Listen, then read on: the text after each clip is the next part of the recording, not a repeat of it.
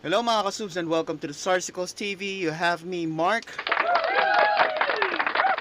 Yeah.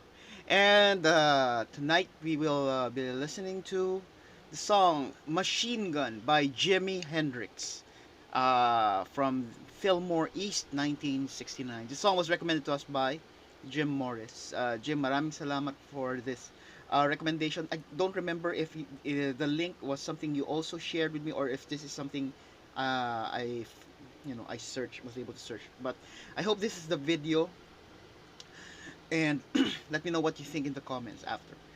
So before we give it a go, just a quick thank you to everyone, for the support that you have been continuously giving the Sarsicles TV. Maraming salamat. It's this video was supposed to be uploaded yesterday, but because it was Christmas Eve here in the Philippines, I had to delay it a bit so that I can uh, you know make the preparations for the festivities. So without any further delay, let's give the song a go in 3, 2, 1.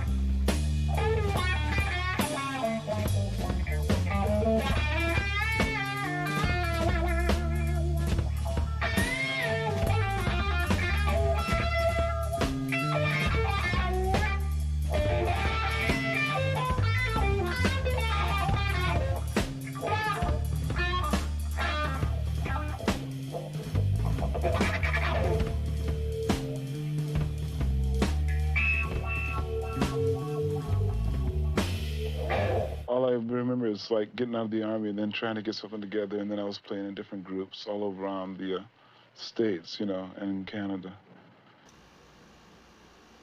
And that's the end of the song. Uh, to begin, Jimi Hendrix is just simply a badass guitarist. For to see a left-handed player play,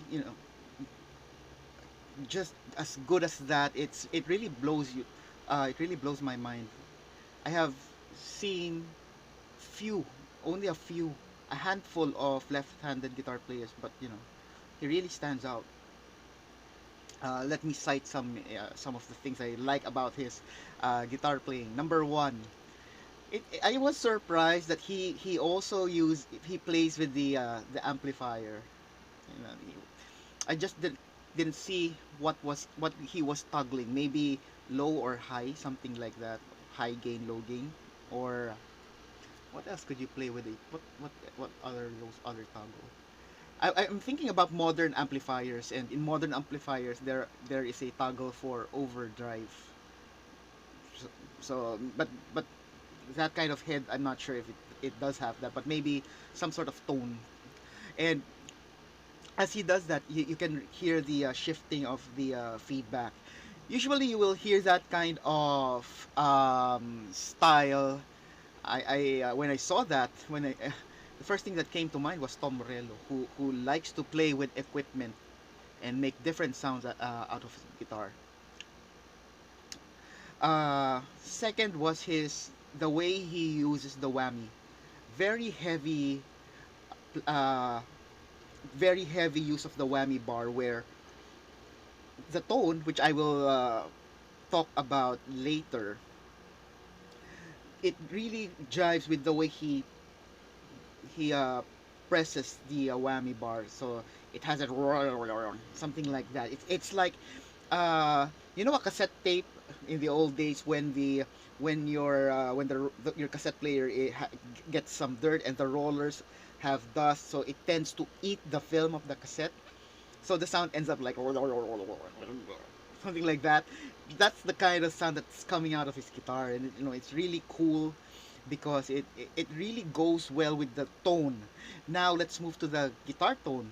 Very distinct sound, because when you think about Strat, you're thinking about bright, clean sound. With his configuration, it is in more on the fuzzy side. It's more, it has that fuzz. So very distinct. And if you are not looking, if you're just listening to the sound, you would probably think it's a Les Paul, or or definitely not a single coil Stratocaster. That's my thought. Uh, 2 minutes 27. He plays with the wah. Again, the fuzziness of his guitar and the type of wah. There's a lot of wah-wahs out there, or crybabies out there, and you really need to check and balance it, or pick the right one that matches the tone of the guitar. Otherwise, they're not gonna mix well, and one will overpower the other. It's either the tone of the guitar, or maybe the signal that the wah-wah will put out. So it's not really, there is a certain combination to it. So personally, I would go. Personally, if I'm to look after go after a wah, if I can know people who use it, so that I can see the characteristics, or if it's a new one, I'll test it with a clean tone guitar. You know, try it with a clean tone guitar or a single coil, and then check it. Try it with a guitar that has a configuration close to what I am using, and also the pickup configuration that I have. Personally, I use double single coil, usually stock ones, the one that came with the guitar when I bought it, with the exception of my very first guitar, where because it's decades old, I had it since freshman year, and the pickups were no longer sounding good, so I had to buy um, the stock pickup of my brother, which is his I think IBZ something. IBZ pickup, and then I moved it to my personal guitar because he upgraded his to forgot what particular model, but now it sounds different. It sounds heavier and thicker and fatter because of that. But anyway, going back, uh, so very nice playing of the one. You know, not too aggressive, just the right groove for the song.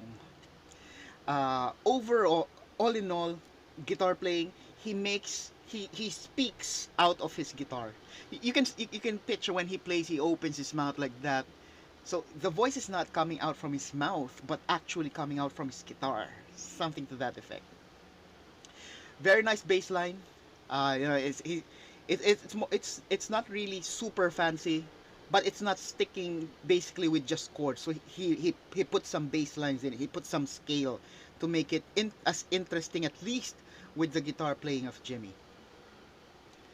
Uh, Now let's go back to the fuzziness of the sound. So I mentioned the Strat has this characteristic being bright, or I am accustomed to hearing it as a bright and clean tone. Granted that the standard configuration is single coil, so there are three: one close to the neck, one close to the bridge, and then one in between, and then the gaps are equal. So some of the curiosities I have, which I think I'm not 100% certain, but just basing on the picture. So he's using a right-handed guitar, but he's playing it left-handed, and it looks like the string, he restrings the guitar so that the bass E, or the thick string, is still on top. Now, I'm pretty sure when the pickups were made, the engineering or configuration is not specific to the string. So you may actually do that. But let me know in the comments, for those who are familiar with electronics, are the pickup for, you know, those metal circles, are they engineered specifically for a particular string? Were they that meticulous back then, or were they just, you know, they can you can install it either way because the engineering is just exactly the same. Uh, and also, were there any modifications that Jimmy did in his guitar? Because of the, you know, because of the fuzziness, I can't imagine how he was able to achieve it. Was it by making changes to the electronics, you know, soldering some stuff, adding some chips or capacitor or what have you? Did he, or is he using a non-bass or non-standard pickup? Maybe it's he swapped it with something else. Was it because of the effects that he was using, or maybe was it the amplifier? So let me know in the comments. Share with me some history on how he made his guitar sound that way. I'd love to hear that. And basically, that is my reaction. Let me know what you think. Leave it in the comments. If you haven't done it yet, please click the like button, subscribe to our channel, and also, you know, choose that bell notification and the one that says all, so that whenever there's something new on the channel, you'll be the first to know. Tell your family and friends about Sarsicles TV. Merry Christmas, everyone. Stay warm, stay happy, and I'll see you on the next video.